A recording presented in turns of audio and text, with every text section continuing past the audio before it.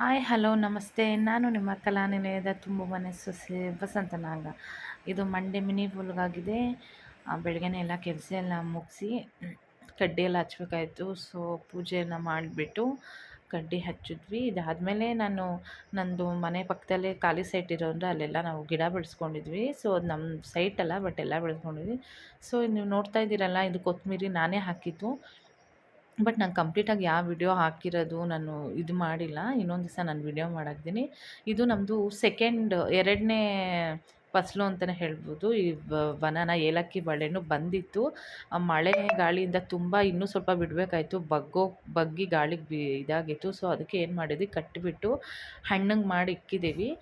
ತುಂಬಾ ಖುಷಿ ಆಯಿತು. ಬಟ್ ಇನ್ನೂ ಗಿಡದಲ್ಲೇ ಬಲ್ತಿದ್ರೆ ಇನ್ನೂ ಸ್ವಲ್ಪ ದಪ್ಪ ಆಗಿರೋದು, ಕಾಯಿ ಚಿಕ್ಕದೇ ಇತ್ತು. So no problem.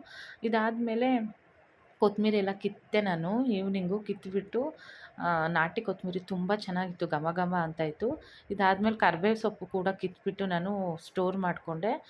ಇದು ನನ್ನ ಮಂಡೇ ಮಿನಿ ಬೋಲ್ಗಾಗಿದೆ. ನಿಮಗೂ ಇಷ್ಟ ಆಗಿದರೆ ಈ ವಿಡಿಯೋ ಫಾಲೋ ಮಾಡಿ, ಲೈಕ್ ಮಾಡಿ, ಸಬ್ಸ್ಕ್ರೈಬ್ ಮಾಡಿ, ಶೇರ್ ಮಾಡಿ. ಬಾಯ್ ಬಾಯ್.